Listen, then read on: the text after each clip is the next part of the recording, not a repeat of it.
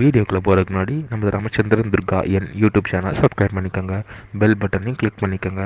மேலும் இந்த பதிவு பிடிச்சிருந்தால் லைக் பண்ணுங்கள், ஷேர் பண்ணுங்கள், கமெண்ட் பண்ணுங்கள். நன்றி.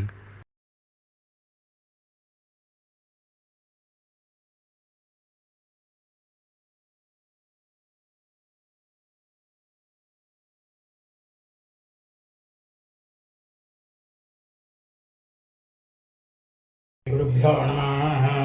ஹரி ஓம். ஸ்ரீ மகாகணாதிபதியே நமः.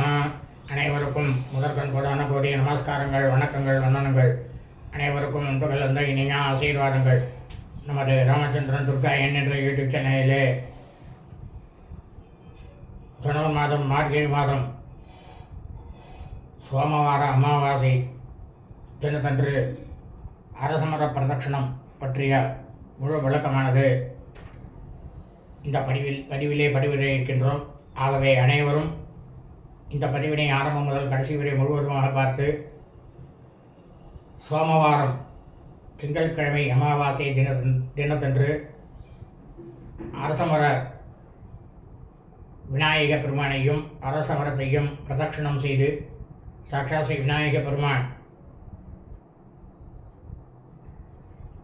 33 கோடி தேவதைகளுடைய பரிபூர்ண கிருபா கடாட்சத்தையும் பரிபூர்ண ஆசியையும் பெற்று அனைவரும் க்ஷேமமாக இருக்க வேண்டுமாய் அன்புடன் கேட்டுக்கொள்கின்றேன்.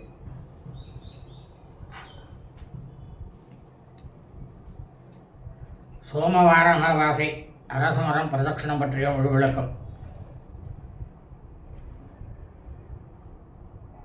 இந்த பதிவில் இந்த சோமவார அரசமர பிரதட்சணத்தினுடைய முழு விளக்கத்தையும் மற்றும் அமாவாசை தினத்தன்று நாம் அனைவரும் எதையெல்லாம் செய்யலாம், எதையெல்லாம் செய்யக்கூடாது என்ற விஷயத்தையும் தாங்கள் அனைவரும் டிஸ்கிரிப்ஷன் சென்று பார்த்து அதன் பிரகாரம் கடைபிடித்துக் கொள்ளுமாறு அன்புடன் கேட்டுக்கொள்கின்றேன். அவசியமாக டிஸ்கிரிப்ஷன் சென்று பாருங்கள்.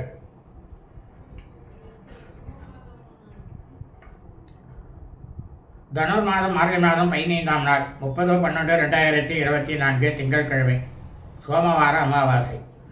இன்றைய தினத்தில் நாம் அனைவரும் அதிகாலை 3 மணிக்கு எழுந்து ஸ்நானம் செய்து நீராடிவிட்டு அதிகாலை 4 மணி முதல் 6 மணி 30 நிமிடத்திற்குள்ளாக நமது அருகாமையில் உள்ள அரசமரத்தினடியில் இருக்கும் ஸ்ரீ மகாகணபதி விநாயக பெருமானையும் அரசமரத்தையும் குழந்தைகள் முதல் பெரியவர்கள் வரை புருஷர்களும் ஆண்களும் சரி, ஸ்திரீகளும் பெண்களும் சரி அனைவருமே ஸ்ரீ விநாயக பெருமானையும் அரசமரத்தையும் 27 முறை அல்லது 54 அல்லது 108 இந்த எண்ணிக்கையிலே ஏதாவது ஒரு எண்ணிக்கையில் பிரதட்சணம் செய்து வலம் வந்து சாஷ்டாங்கமாக நமஸ்காரம் செய்து பிரார்த்தனை செய்து கொள்ள வேண்டும். இவ்வாறு செய்வதால் நமக்கு கிடைக்கக்கூடிய பலனானது நம்ம குடும்பத்தில் உள்ள அனைவரும் மிக மிகவும் க்ஷேமமாகவும் சௌக்கியமாகவும் சகல ஐஸ்வர்யத்துடனும் இருக்கக்கூடிய சந்தர்ப்பமானது நிச்சயமாக கண்டிப்பாக கிடைக்கும் என்பதில் எவ்வித சந்தேகமும் இல்லை, எவ்வித ஐயமும் இல்லை. வாழ்க வளமுடன் நலமுடன். லோகா சமஸ்தா சுகினோ பவந்து. சுபம் அஸ்து.